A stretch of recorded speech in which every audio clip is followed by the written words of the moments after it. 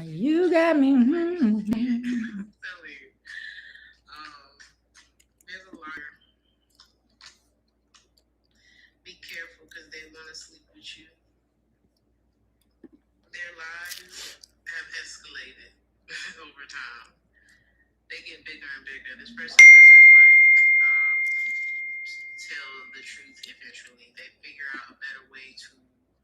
Okay, gotcha.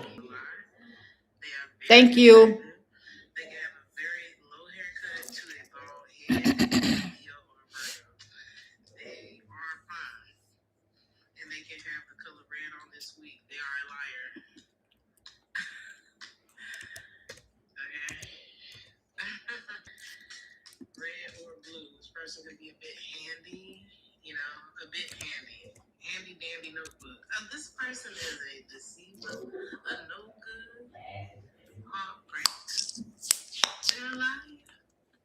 And she.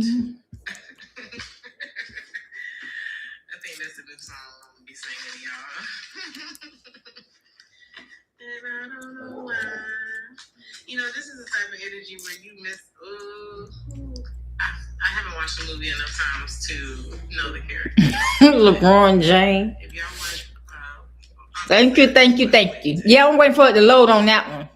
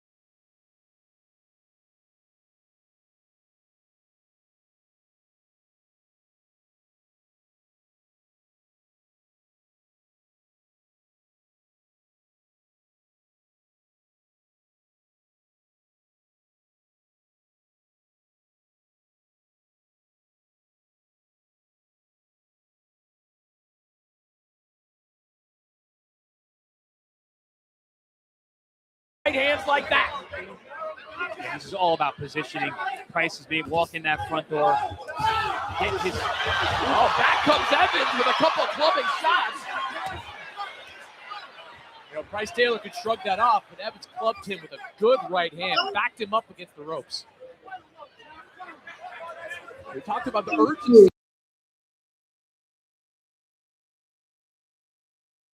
Now he has no choice because this has turned into a bit of a slugfest here in the third. I do like how Evans came back with power shots. He's not in that sparring partner mentality where he's just going to take a beating. He's going to fight back. Well, if you're an opponent, Chris, in a situation like this, and the guy in front of you is basically openly mocking you, you've got to get two choices there. One is to just go down and take your loss. The other is to fight back, just throw haymakers and try to make a pay for it. Well, Chris, that was exactly my point. I mean, we got a guy who's actually still going to stand up and fight. The will hasn't been broken out of him yet.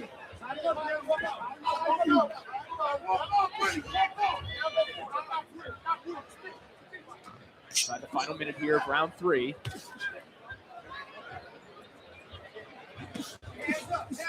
Both men tasting one another's power. Evans would seem to have received the worst of it, but he's also come alive a little bit here. His uppercut connecting there a moment ago from Evans. I like Evans sticking that jab up there. Price Taylor's going to keep walking in towards it, not throwing. Just keep sticking that jab up there. Keep making a pay. He walks inside. All right, hand there from Evans, who said he employed a strength and conditioning coach for the first time in his career for this fight. As he told us, that there haven't been very many fights where he's had enough notice to even do that. Letting that right hand go a little more here. Doing a good job getting his head off the line. His Price has been punching with him. Peace out.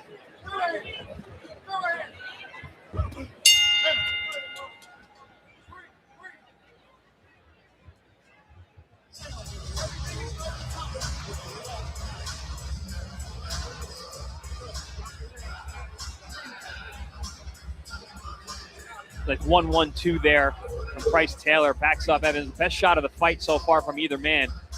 But moments later, Evans came back with a good shot of his own that backed Price Taylor up momentarily. There it is right there, that overhand over the top, and a good left hook as well.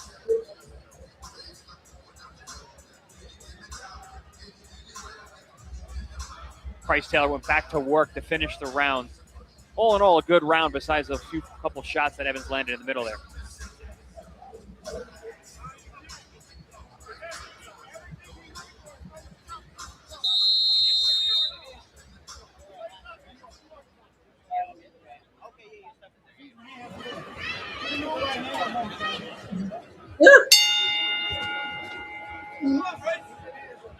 Round 4 underway. Price Taylor assuming a new posture at the beginning of this round. Seems like he's got something different every round here. Didn't work out for him. He ate three left jabs. Right. Pretty stiff. Nice right hand over the top there from Taylor. At least momentarily, that look of nonchalance turned into a look of aggression as Taylor really let go of that right hand. Oh, good overhand shot there from Evans. Big overhand right. Got there first before the Taylor left hook. Taylor took it well, though.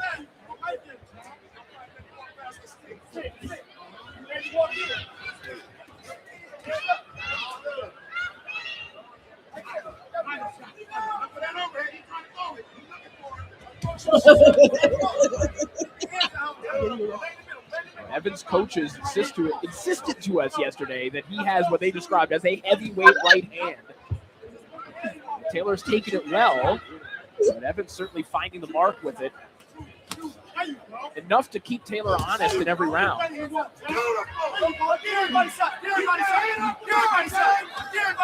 Evans has one of those body types, though, that he needs to get full leverage on that right hand. He's got to be at a better distance than this, a little further out, to get full extension on that right, deliver maximum power. Yeah, and I think Taylor's did a good job of closing the gap in these situations, keeping him from doing just that, taking some of those windmill type of shots.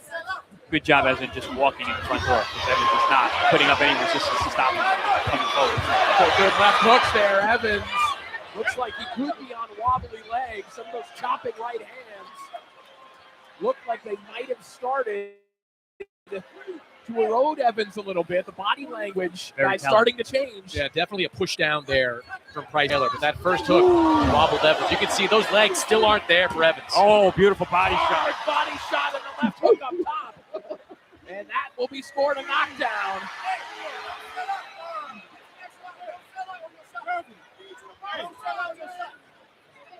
And if you're Price Taylor, now is the time to step on the gas. Now is the time to close the show. You've had some fun for 3+ rounds. Now you've got a hurt opponent with 30 seconds left. This is where you want to make a statement. He's throwing those body shots with bad intentions, both sides, and a big right hand. Clubbing shot, and down goes Evans.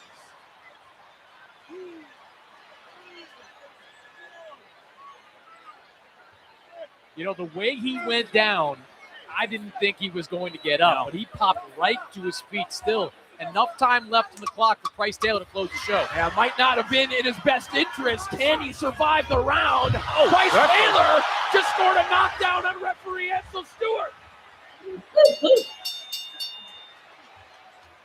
What a chin on Ansel. Heavyweight shootout.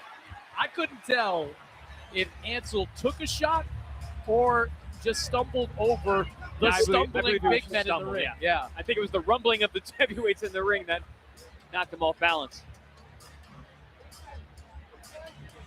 We'll have to take a look at the replay to see if that's a knockdown.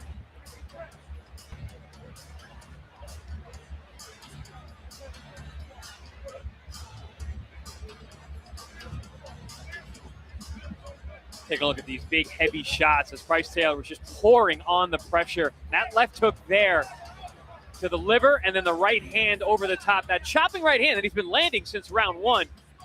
But now after he's tenderized the body of Evans, you saw the effect of that punch. And you're right, Maddox. The way he went down, it looked like he was going to stay there.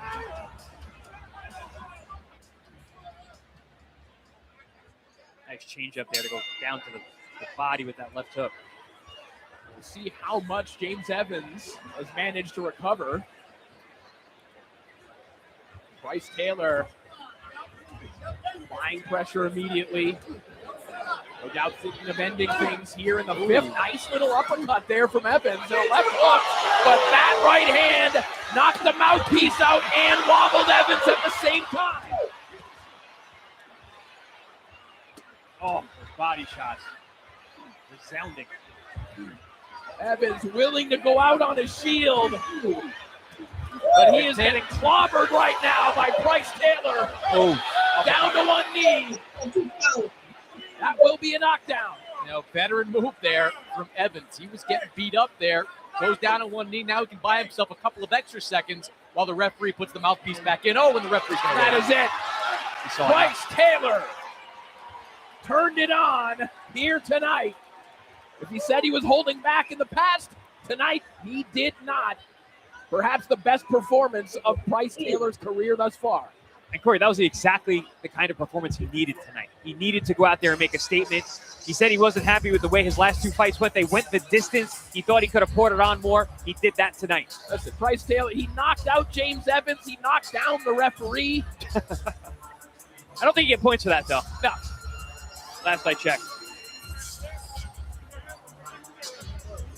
Price Taylor, as big a personality as ever, but seemingly a little more dialed in here on this night. Yeah, you saw that he had a little bit of a chip on his shoulder. He wasn't happy with his past two performances. Went out there, was more consistent throughout. And I think he really needed it against this kind of an opponent.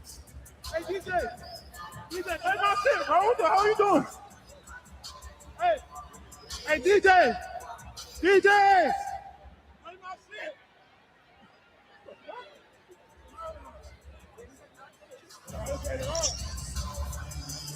That's a new one. Speaking to the in-house DJ to play your music.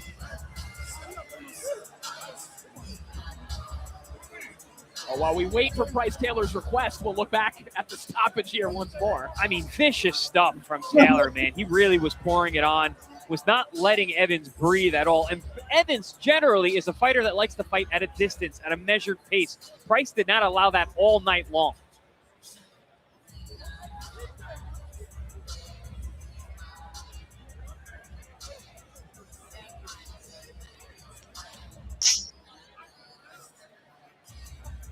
Bryce Taylor improves to 11-0. Well, there's more heavyweight action on its way here on DAZN, a British classic in the making as Fabio Wardley makes the first defense of his W.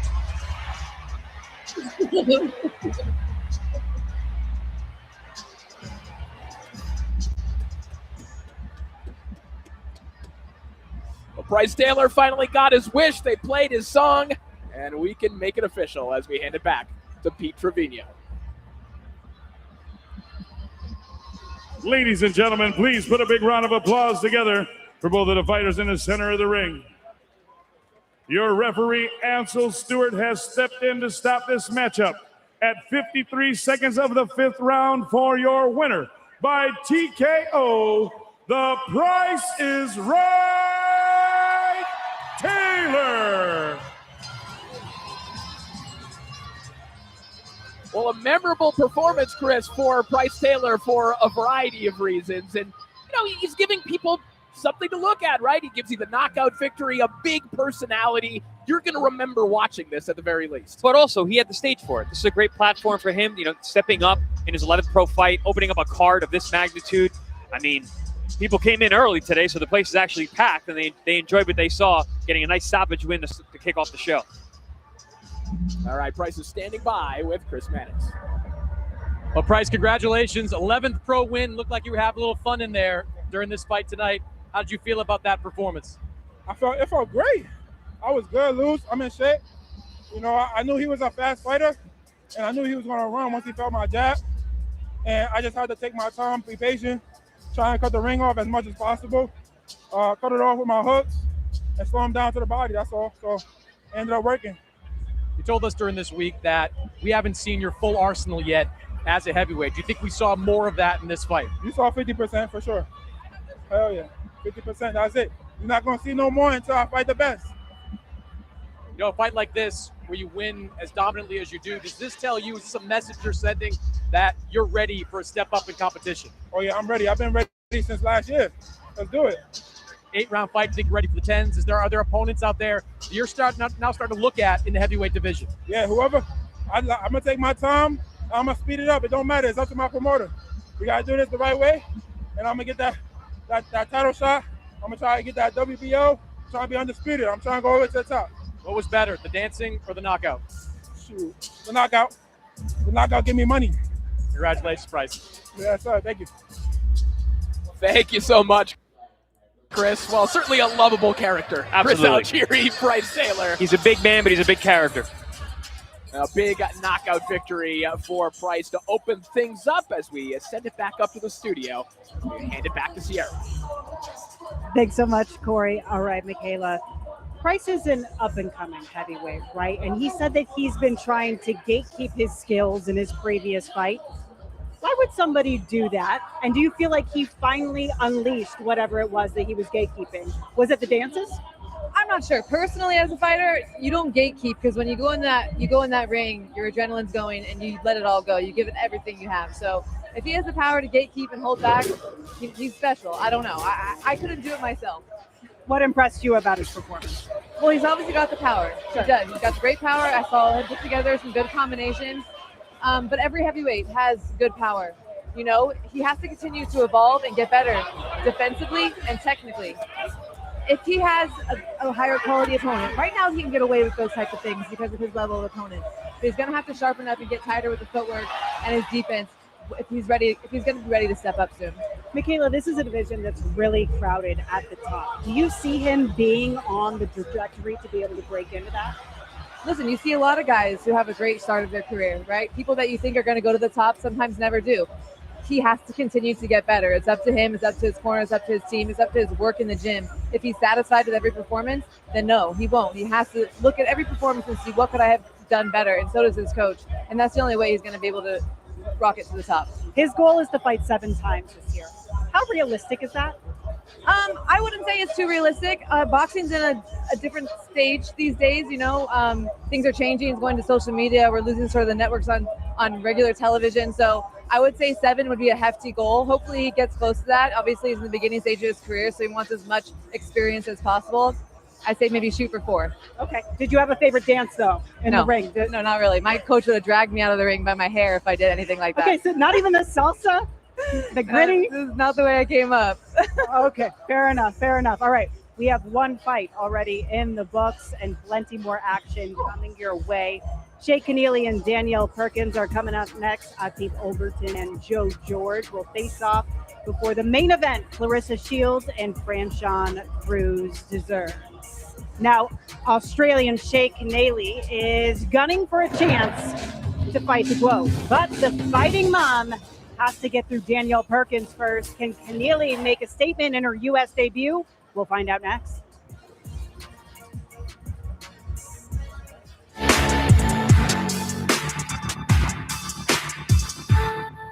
I've always learned from the very best, or one of the very best, like Bob Arum.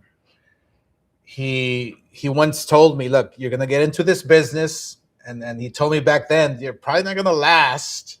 This was like, this is like a month into it. Okay. I don't think your heart's into it. I mean, 20 plus years later. Oh, I get it. But yeah, Bob Arum always told me, the great Bob Arum, which is Bob Arum's the best promoter out there in the history. That's a fact. He told me, look, when you want to start a fire, okay, you start it in Las Vegas. And from there, it spreads all over the world. That's the way it was back in the old days, you know, when Muhammad Ali was fighting, when Sugar Ray was fighting, when Marvelous Marvin Hagler was fighting. Every big major fight was in Las Vegas. And from there, the whole world watched it. That's right. That's what like I want Mecca. to do. Like the Mecca, right? It's the Mecca of boxing. Right. Now, I want to give you love, too, on your last card, because I'm guilty of something. The War Room knows this.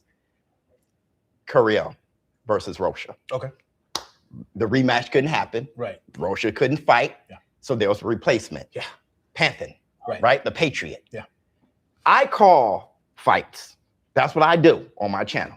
And I say, I'm not going to call this fight. Sure. But I watched it. What a mistake that was. That was a firefight. It was a good fight. fight. It was a firefight. Good fight. Also, Flores and Chavez. A fire. Was, Griffith. That dude was a phenomenal. You have Ruslan coming. That was a great knockout. I'm talking about able to put together events and matchups, even if it's not, doesn't seem to be popular, but putting the matchups together that resonates. Yeah, there's a formula, right, to making sure you save an event. Curiel, who was supposed to fight Rocha, fell off, and we're like scrambling. What do we do? Well, obviously we put on our thinking hat and say, okay, we have Panthen here, who is the American dream. He's fighting at 154. How you find a Panthen? He was willing to do it, and Curiel was the hungry fighter he is, the warrior he is. He was willing to go up a few pounds and save the show, but also put on a great fight. Dude, that was I knew exactly what type of fight it was going to be.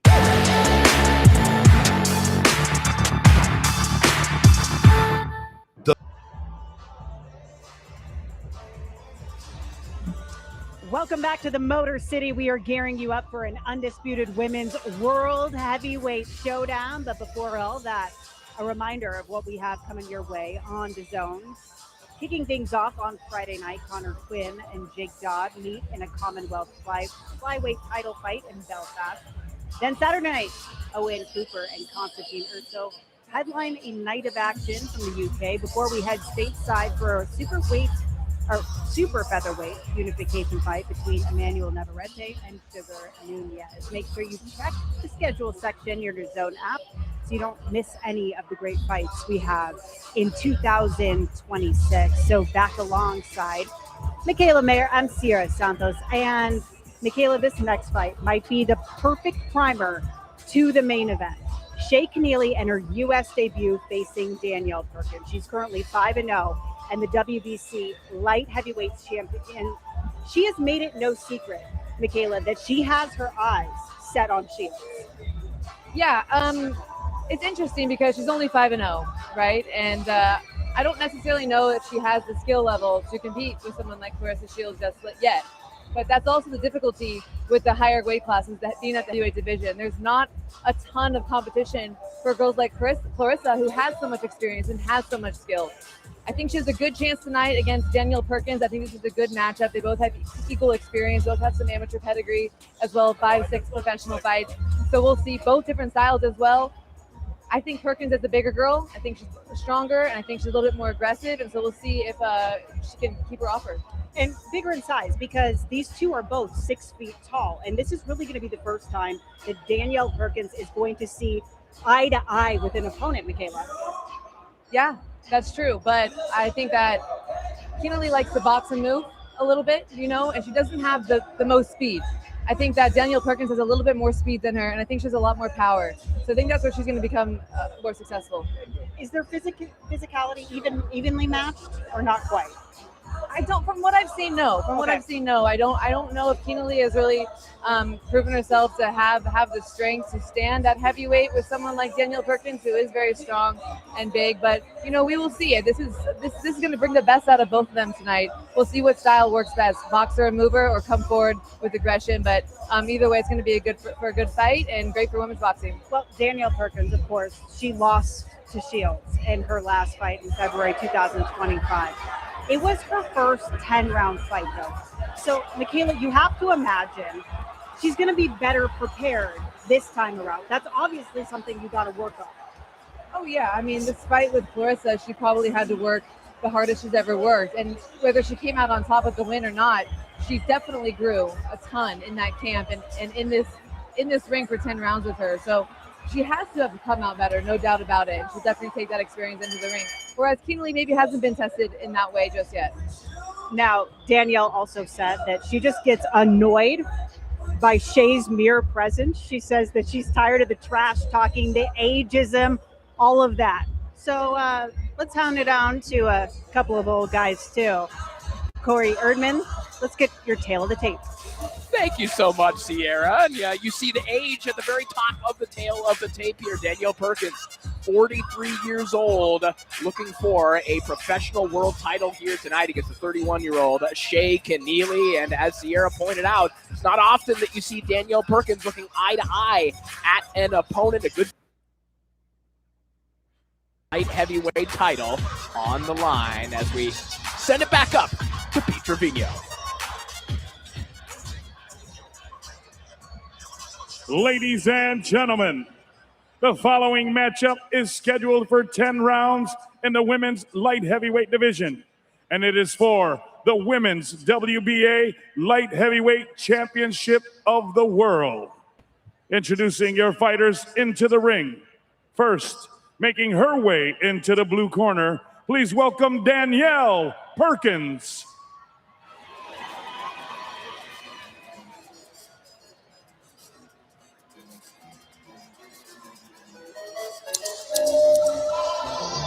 Hi, Ishi Cash here. You probably never heard of me, but allow me to introduce myself. What? Go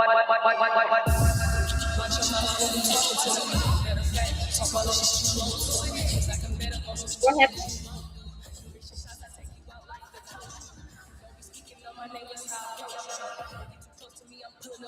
What you say? You see me know I stay fresh like produce. Cause in the city know my name. I'm up. You know Brody to the right, and my nigga to the left, keep the dope on him. He blowed a lot of solid highs, they be choking me, they telling me to chill around this bitch, she provoking me. Even though he blowing on my phone, I can't play today. I'm going with the money, I just worked for yesterday. Ain't never been that good to make me ever miss a fight. I'm running to the money, coding in that first place. I know it's like Mario, you can hit, I'm sorry, honey. This was a competition, oh yeah, like Mario. Down bad, I just checked the DNA and you are not the dad. How you mad? I'm chilling at your nigga pad. Hit me up and told me I'm the best that he done never had. He ain't never had me, all I need is be a real bitch. Talk a little shit, that's the soul. Don't you look speaking from the pole. I'm now pillow talking to niggas to get exposed. I need to be thinking I'm up just like the light switch. Can't fuck with girl, she's so icky that whole mic switch. All my bitches down in they bag, you gon' wipe this. Yeah. You gon' wipe this. Yeah.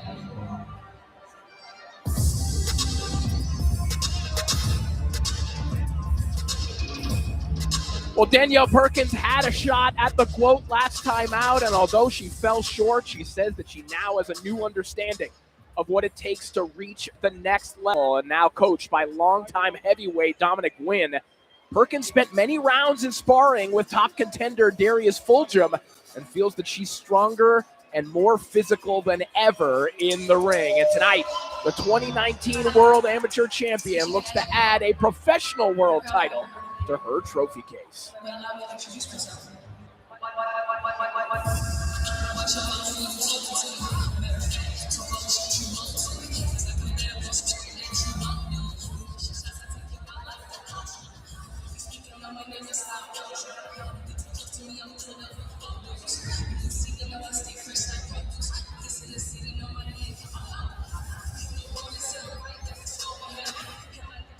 And now making her way into the red corner, please welcome Shay Keneally.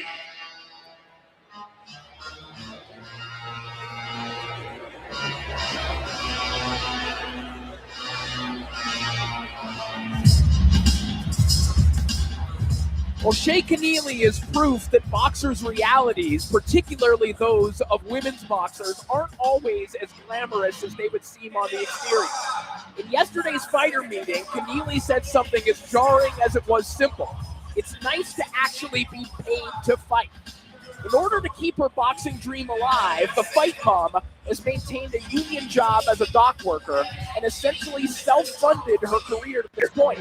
In fact, in order to fight for that WBA title around her waist and afford the requisite training costs and sanctioning fees, Keneally pulled together her own money, crowdfunding proceeds, a loan, and a bit of help from her father. Keneally has dared to be transparent about what it still means to be a women's boxer at a certain level, but tonight has an opportunity to change her life forever in her U.S. debut as she eyes the biggest fight possible against the winner of tonight's main event. And here we go, Detroit fight fans. The following Women's Light Heavyweight Championship is being brought to you tonight by Salida Promotions and Win Records in association with 313 Presents and Kings Promotions. Sponsored by Zeus, Bet Online, OnlyFans, M-Select Luxury Water, Tough Shed, SMT Financial, and Nothing But Sports. The three judges for this matchup are Rose Gross, Vincent Santino, and Gerard White. Your referee is Ben Rodriguez. Now introducing the fighters for the WBA Light Heavyweight Championship of the World. First, fighting out of the blue corner, the challenger, wearing white and blue trunks and top. Standing 6 feet tall, she weighed in at 174.4 pounds. She comes to the ring representing Kings Promotions. She holds a record of 5 wins, 1 loss, no draws, and 2 big victories coming by way of knockout.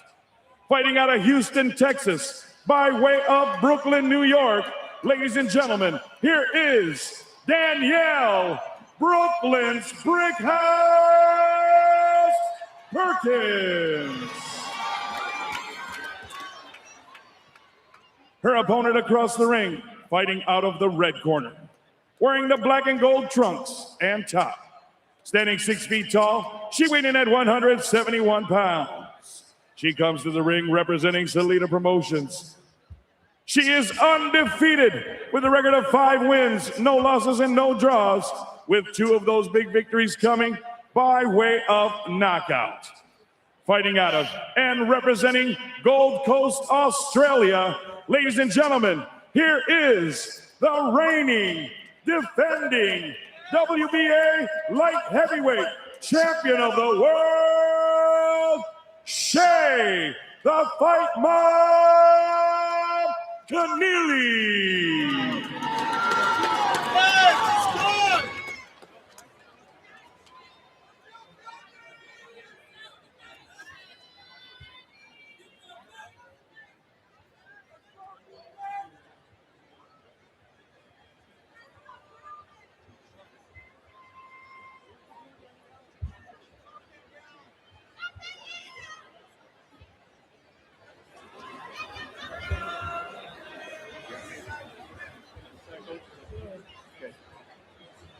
Okay, ladies. Belt line is good halfway up the letters. Same here, halfway up the letters. You both received my instructions. So you know I expect a clean fight. Follow the rules, obey my commands, and protect yourselves at all times. Touch gloves. God bless you both. So our first of 2 world title fights here tonight. This one in the women's light heavyweight division. The champion, Shea Keneally, putting her strap on the line against Danielle Perkins. Keneally, one of 2 title holders in the women's light heavyweight division. The WBA and the IBF recognize this division. The WBC has a heavyweight division that includes fighters in and around this weight territory. The WBO does not have a light heavyweight division. So the winner of this fight either looking to unify against Sarah Shurich, or as I mentioned during Shea Keneally's ring walk, they want to go after the winner of our main event. Yeah, that's why it's a huge moment for Shea Keneally. I think if you're Danielle Perkins, unification is on your mind. It really doesn't make any kind of sense to have her go back in with Clarissa Shields the way the last fight ended. You're Shea Keneally, undefeated, haven't fought Clarissa Shields yet, fighting with a world title. You don't want to just win this fight. You want to look good with this fight. You want to win this fight more decisively than Clarissa Shields did against Danielle Perkins. Not an easy feat to do. Shields did dominate Perkins when they met. But Shea Keneally extremely confident going into this fight week. Yeah, and I think it's a pretty good clash of styles. I mean, Shea Keneally is a natural counterpuncher. She likes to kind of bounce her toes, fight a little bit off that back foot. Danielle Perkins likes to come forward. She wants to mix it up a little bit. Good right hand down the middle there from Keneally, but back comes Perkins with an even better combination. A left hand down the middle and then wipes the table with that right hook.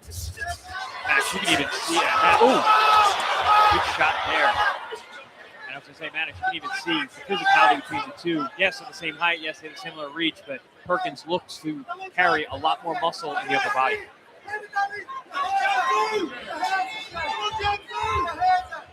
Perkins told us in fighter meetings that she felt that Keneally's head movement was too repetitive.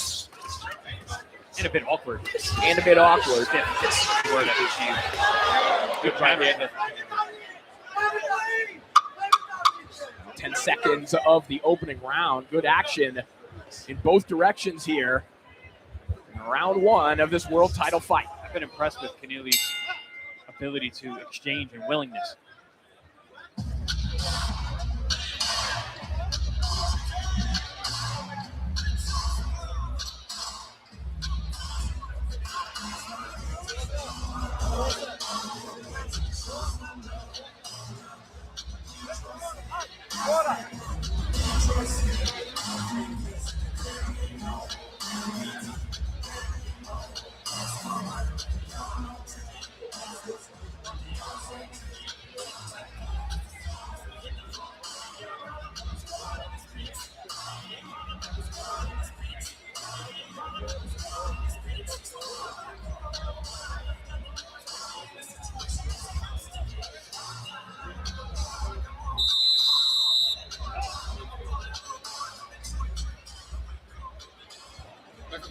You know, Chris, I'll tell you, good round for Shea Keneally in that first round. I thought she counterpunched pretty well, but she was breathing pretty heavy coming back to the corner after that first 2-minute round. We know that the pressure from Danielle Perkins is not going to let up in this fight. She was forced to fight very fast right out of the gate, which is not how Shea Keneally normally likes to fight.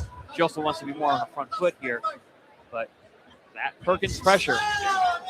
Right hook there for Perkins on the inside. Yeah, and Mannix, there's also kind of the pressure of the moment, right? We've talked about how, especially in this weight neighborhood, you kind of have your introductory fights, and then all of a sudden you're against the other elite fighters. You don't get a lot of time to get your feet wet, and certainly that was the case for Danielle Perkins before the Shields fight.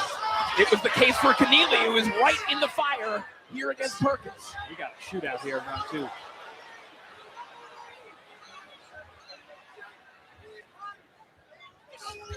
Good right hand there from Perkins, who has a menacing look on her face right now. And that's the thing, you know, we mentioned that breathing in between rounds of Shea Keneally. She's not used to this kind of pace. Perkins is. This is how she likes to fight.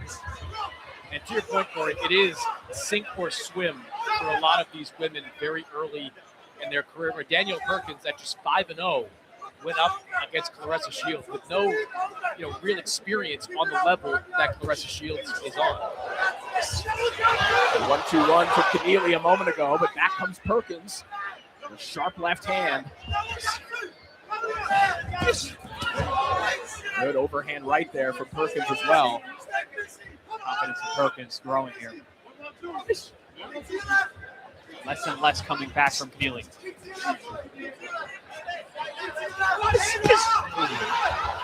Ladder with another good right hook does Perkins to the body, then back up top once more. This is a dominant round from Danielle Perkins, who just blasted Keneally with a hard left hand, with Keneally trapped on the ropes, and that will do it for the round.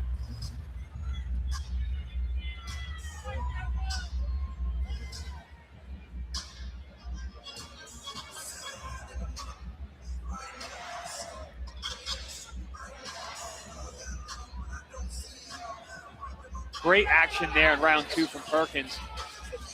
Few counter punches off the back foot from Keneally, but the pressure of Danielle Perkins was nonstop that whole round.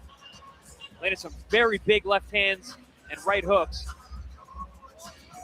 Overwhelmed is what I see on the face of Shea Keneally at this point.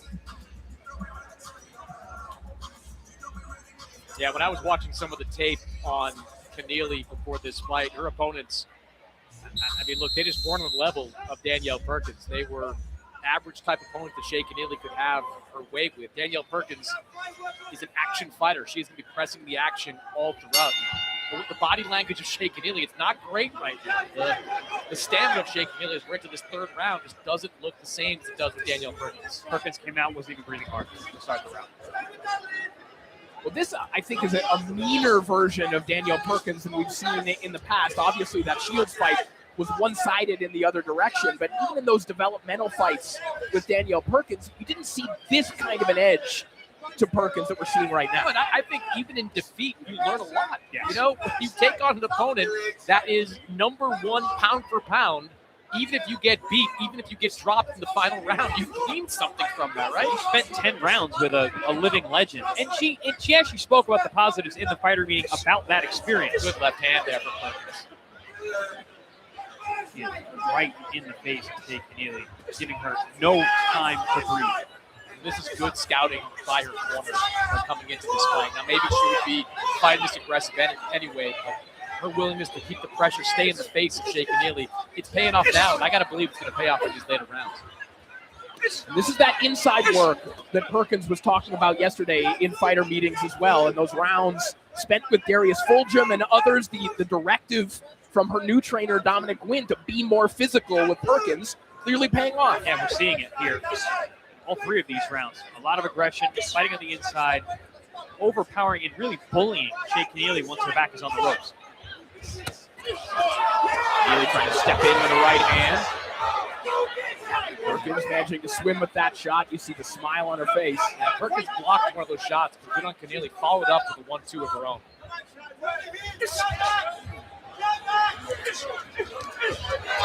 Good, sharp right hook there from Perkins a moment ago, and now it'll shoe shine to the body. Keneally again trapped against the ropes in the closing seconds of the round.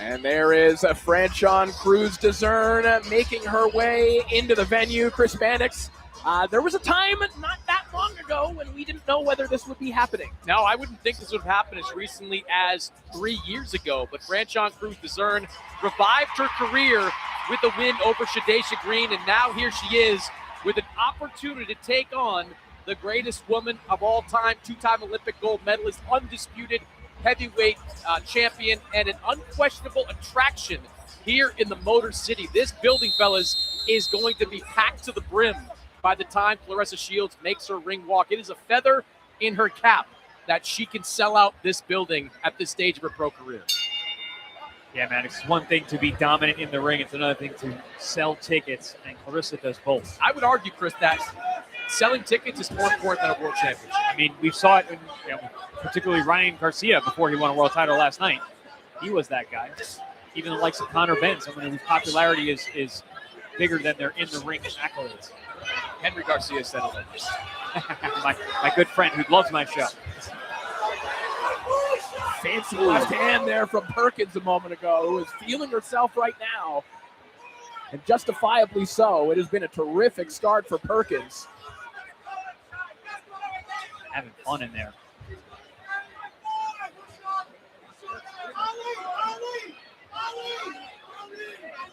You know, back-to-back fights, we have seen the same thing from Price Taylor last time out. The footwork, the fancy footwork, the enjoyment, seeming to sense the moment here. So Perkins got to be careful. It's 2-minute rounds, and Shea Keneally is a very good counterpuncher. And she is landing in these exchanges. Some of them very eye-catching, like that.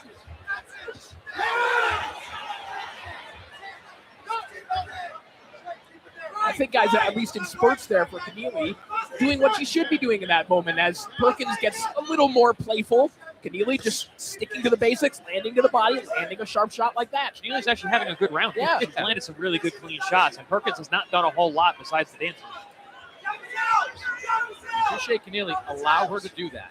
Allow her to showboat on the outside. When she comes in, pop shot her. Again, very short round, 20 seconds left, and I'm with Chris Algieri. I think Shea Keneally is winning this round. Yep. Not a lot of offense from Perkins here. Except for that one. Good right hook from Perkins. And again, these closing moments. Important for Shea Keneally in what was otherwise a good bounce back round.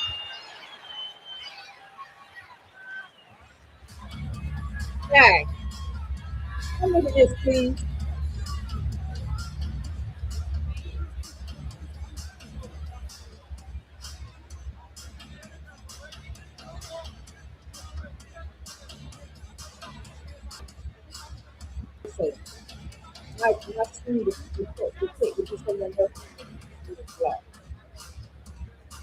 And you really got to be full in the closing seconds of these 2-minute rounds. Those spurts, Chris, they can really pay off. That's what Danielle Perkins did at the very end of this one. Yeah, once she gets physical on the inside, you see her using her forearms, her elbows, pushing into Shea Keneally to make her as uncomfortable as possible along those ropes. And that's one thing you don't want to be when you're a tall fighter, is on the ropes. You can't pull back. You can't step to the side. You're not going to go under the shots because you're used to being taller and longer. Not a good place for Shea to be.